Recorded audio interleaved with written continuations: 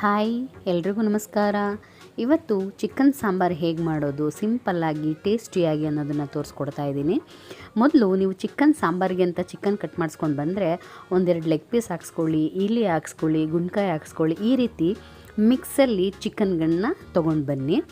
ಅದಾದಮೇಲೆ ಇಲ್ಲಿ ಮಸಾಲೆಗೆ ನಾನು ಈರುಳ್ಳಿ, ಬೆಳ್ಳುಳ್ಳಿ, ಶುಂಠಿ, ಹಸಿಮೆಣಸಿನ್ಕಾಯಿ ಮತ್ತು ಮೆಣಸು, ಸ್ವಲ್ಪ ಕೊತ್ತಂಬರಿ ಸೊಪ್ಪನ್ನು ಹಾಕಿ ನೀಟಾಗಿ ರುಬ್ಬಿ ಅದನ್ನು ಒಂದು ಪಾತ್ರೆಯಲ್ಲಿ ಎಣ್ಣೆ ಹಾಕಿ ಒಗ್ಗರಣೆ ಹಾಕಿದ್ದೀನಿ. ಅದು ಸ್ವಲ್ಪ ವಿಡಿಯೋ ಮಿಸ್ ಆಗಿದೆ, ಹಾಗಾಗಿ ಹೇಳ್ತಾ ಇದ್ದೀನಿ. ಈ ರೀತಿ ಒಗ್ಗರಣೆಯನ್ನು ಹಾಕಿದ್ಮೇಲೆ ಅದು ಹಸಿ ವಾಸನೆ ಹೋಗೋವರೆಗೂ ಚೆನ್ನಾಗಿ ಉರಿಬೇಕು. ಯಾವುದೇ ಅಡುಗೆ ಆಗಲಿ ಪೇಷನ್ಸಿಂದ ಮಾಡಿ ಅಂತ ನಾನು ಪದೇ ಪದೇ ಹೇಳ್ತಾ ಇರ್ತೀನಿ. ನಂತರ ಅದು ಚೆನ್ನಾಗಿ ಬೆಂದ ಮೇಲೆ ಸ್ವಲ್ಪ ಅರಿಶಿನ ಪುಡಿಯನ್ನು ಹಾಕಿ ಇನ್ನೊಂದು ಸ್ವಲ್ಪ ಬೇಯಿಸ್ಕೊಳ್ಳಿ. ಅದಾದಮೇಲೆ ನಾನಿಲ್ಲಿ ಚಿಕನನ್ನು 2 ಸಲ ನೀಟಾಗಿ ತೊಳೆದಿಟ್ಕೊಂಡಿದ್ದೀನಿ. ಈ ರೀತಿ ತೊಳೆದು ಇಟ್ಟಿರುವಂತಹ ಎಲ್ಲ ಚಿಕನ್ ಪೀಸ್ಗಳನ್ನು ನೀವು ಆ ಒಂದು ಈರುಳ್ಳಿ ಪೇಸ್ಟ್ ಅಥವಾ ಈರುಳ್ಳಿ ಬೆಳ್ಳುಳ್ಳಿ ಮಿಶ್ರಣಕ್ಕೆ ನೀವು ಹಾಕಬೇಕಾಗುತ್ತೆ. ಅಂದರೆ ನಮ್ಮ ಕಡೆ ಅರಿಶಿನ ಈರುಳ್ಳಿ ಅಂತ ಕರಿತೀವಿ. ಅರಿಶಿನ ಈರುಳ್ಳಿಗೆ ನೀವು ಹಾಕಬೇಕಾಗುತ್ತೆ. ಈ ರೀತಿ ಹಾಕಿದ ತಕ್ಷಣ ನೀವು ತಿರುಗಬೇಡಿ, ಸ್ವಲ್ಪ ಟೈಮ್ ಕೊಡಿ. ಅದು ಸ್ವಲ್ಪ ನೀರು ಬಿಟ್ಕೋಬೇಕು. ಚಿಕನ್ ಅದೇ ಬೆಂದು ನೀರನ್ನು ಬಿಟ್ಕೊಳ್ಳುತ್ತೆ. ನಾನು ನಿಮಗೆ ಮಸಾಲೆ ತೋರಿಸಿದಾಗ ಅದೆಲ್ಲ ಗಟ್ಟಿಯಾಗಿತ್ತು ಬೆಂದು.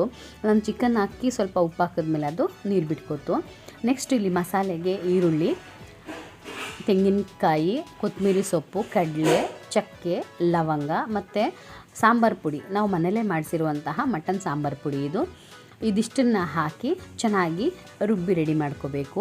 ಇಲ್ಲಿ ನೋಡಿ, ನಾನು ಹಾಕಿದಂತಹ ಚಿಕನ್ನು ಯಾವ ರೀತಿ ಬೆಂದು ರಸವನ್ನು ಬಿಟ್ಟು ಘಮ ಘಮ ಅಂತ ಸುವಾಸನೆ ಬರ್ತಿತ್ತು ಅಂದರೆ ತುಂಬ ಚೆನ್ನಾಗಿತ್ತು ಆ ಫ್ರೇಗ್ರೆನ್ಸಿ. ಈ ರೀತಿ ಚೆನ್ನಾಗಿ ಕುದಿಬೇಕು.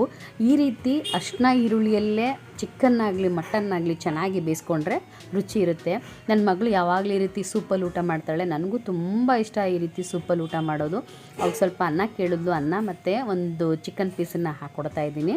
ನಾನು ಅಷ್ಟೇ ಯಾವಾಗಲೂ ಆ ಸೂಪಲ್ಲಿ ಅನ್ನವನ್ನು ತಿಂತೀನಿ. ಅದು ನಂಗೆ ತುಂಬ ಇಷ್ಟ ಆಗುತ್ತೆ. ಇದಿಷ್ಟು ಬೆಂದ ಮೇಲೆ ಅದಕ್ಕೆ ನಾವು ರುಬ್ಬಿ ಇಟ್ಕೊಂಡಿದ್ದಂತಹ ಮಸಾಲೆಯನ್ನು ಹಾಕಬೇಕಾಗುತ್ತೆ. ಈ ರೀತಿ ಮಸಾಲೆನ ಹಾಕಿದ ತಕ್ಷಣ ನೀವು ನೀರು ಹಾಕ್ಬಿಡಬೇಡಿ. ನೀಟಾಗಿ ಅಲ್ಲಿರುವಂತಹ ನೀರು ಜೊತೆನೇ ಮಸಾಲೆ ಎಲ್ಲ ನೀಟಾಗಿ ಬೆರೆಯೋ ಹಾಗೆ ನೀಟಾಗಿ ತಿರುವ್ಕೊಳ್ಳಿ. ನಾನು ನಿಮಗೆ ಬಿರಿಯಾನಿ ತೋರಿಸಿದ್ದೀನಿ ಮತ್ತು ಚಿಕನ್ನಲ್ಲಿ ಕಬಾಬ್ ಮಾಡೋದು ಹೇಗೆ ಅಂತ ತೋರಿಸಿದ್ದೀನಿ. ಸಿಂಪಲ್ಲಾಗಿ ಬಿರಿಯಾನಿನೂ ಬೇಡ, ಕಬಾಬು ಬೇಡ, ಅಚ್ಚುಕಟ್ಟಾಗಿ ಬಿಸಿ ಸಾರು ಮಾಡ್ಕೊಂಡು ಹೊಟ್ಟೆ ತುಂಬ ಮುದ್ದೆ ತಿನ್ನೋಣ ಅಂತ ಅನ್ನೋರಿಗೆ ಸಾಂಬಾರು ತೋರಿಸ್ತಾ ಇದ್ದೀನಿ. ಯಾಕೆಂದರೆ ಆ ಕ್ಯಾಟಗಿರಿಲಿ ನಮ್ಮ ಮನೆಯವರು ಬರ್ತಾರೆ.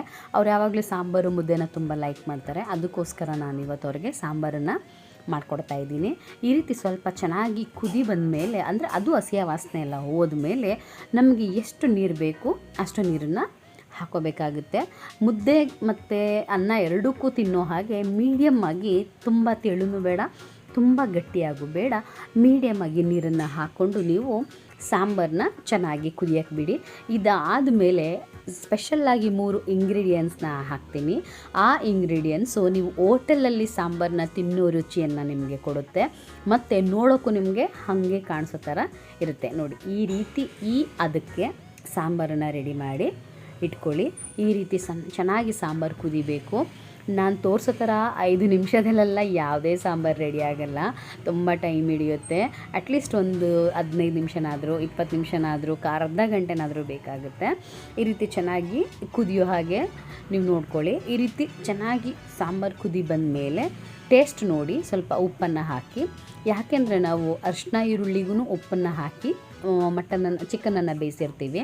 ಈ ಸಾಂಬಾರು ಬೇಯಬೇಕಾದ್ರೆ ಎಷ್ಟು ಕಡಿಮೆ ಇದೆ ನೋಡ್ಬಿಟ್ಟು ಹಾಕಬೇಕು. ಇದೇ ನೋಡಿ ಆ 3 ಇಂಗ್ರೀಡಿಯೆಂಟ್ಸು: ಪುದೀನ, ಕೊತ್ತಂಬರಿ, ಟೊಮ್ಯಾಟೊ. ಕಟ್ ಮಾಡಿರುವಂತಹ ಟೊಮೊಟೊವನ್ನು ಹಾಕ್ಕೊಳ್ಳಿ. ಚೆನ್ನಾಗಿ ಬೇಯಬೇಕಾದ್ರೆ ಸಾಂಬಾರು. ನೆಕ್ಸ್ಟು ಪುದೀನ ಸೊಪ್ಪು ಮತ್ತು ಕೊತ್ತಂಬರಿ ಸೊಪ್ಪನ್ನು ಈ ಥರ ನೀಟಾಗಿ ಉದುರಿಸ್ಕೊಂಡ್ರೆ ತುಂಬ ಚೆನ್ನಾಗಿರುತ್ತೆ, ನೋಡೋಕ್ಕೂ ಇಷ್ಟ ಆಗುತ್ತೆ. ನಾವು ಹೋಟೆಲೆಲ್ಲ ಚಿಕನ್ ಸಾಂಬಾರು ತೊಗೊಂಡಾಗ ಯಾವ ರೀತಿ ಕೊಡ್ತಾರೋ ನೋಡೋಕ್ಕೆ ಅದೇ ರೀತಿ ಇರುತ್ತೆ. ರುಚಿನೂ ಅಷ್ಟೇ ತುಂಬ ಚೆನ್ನಾಗಿರುತ್ತೆ. ಈ ರೀತಿ ಅದು ಸ್ವಲ್ಪ ಬಾಯ್ಲ್ ಆಗಬೇಕು ಟೊಮ್ಯಾಟೊ. ಆ ರೀತಿ ಮಾಡಿಕೊಂಡ್ರೆ ನಮ್ಮ ಚಿಕನ್ ಸಾಂಬಾರು ರೆಡಿ ಆಗುತ್ತೆ. ಯಾವಾಗ ನೋಡಿ, ನಾನು ಲೆಗ್ ಪೀಸ್ ಮಾತ್ರ ಏನಕ್ಕೆ ಚೆಕ್ ಮಾಡ್ತಾಯಿದ್ದೀನಿ ಅಂತಂದರೆ, ಲೆಗ್ ಪೀಸು ಸ್ವಲ್ಪ ಬೇಯೋದು ಲೇಟ್ ಆಗುತ್ತೆ. ಆ ಕಾರಣಕ್ಕೋಸ್ಕರ ಲೆಗ್ ಪೀಸನ್ನು ಮಾತ್ರ ಎತ್ಕೊಂಡು ಚೆಕ್ ಮಾಡ್ತಿದ್ದೀನಿ. ಸಂಪೂರ್ಣವಾಗಿ ಬೆಂದಿದೆ. ನಿಜವಾಗ್ಲೂ ಸಾಂಬಾರು ತುಂಬಾ ರುಚಿಯಾಗಿತ್ತು. ಆ ಲೆಗ್ ಪೀಸ್ ಅಂತೂ ಚೆನ್ನಾಗಿತ್ತು.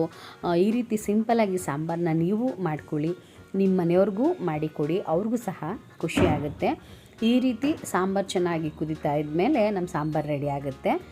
ನಾವು ಸಾಂಬಾರನ್ನ ಮುದ್ದೆ ಬಿಸಿ ಬಿಸಿಯಾದಂತಹ ಮುದ್ದೆ ಜೊತೇಲಿ ಅಥವಾ ಅನ್ನದ ಜೊತೇಲಿ, ಇಲ್ಲ ನಾವು ಚಪಾತಿ ಜೊತೇಲಿ ತಿಂತೀವಂದ್ರೂ ಸಹ ಇದನ್ನು ತಿನ್ಬೋದು. ಈ ರೀತಿ ವೆರಿ ಸಿಂಪಲ್ಲಾಗಿ ಒಂದು ಸಾಂಬಾರನ್ನು ಮಾಡಿಕೊಂಡು ಊಟ ಮಾಡಿ. ಎಲ್ಲ ಟೈಮಲ್ಲೂ ಬಿರಿಯಾನಿ ಇಷ್ಟ ಆಗದೆ ಇರೋರಿಗೆ ಅಥವಾ ಎಲ್ಲ ಟೈಮಲ್ಲೂ ಚಾಪ್ಸ್ ಇಷ್ಟ ಆಗದೆ ಇರೋರಿಗೆ ಈ ಸಾಂಬಾರು ಖಂಡಿತ ಇಷ್ಟ ಆಗುತ್ತೆ. ಮನೆಯಲ್ಲಿ ಒಂದು ಸಲ ಟ್ರೈ ಮಾಡಿ. Thank you for watching.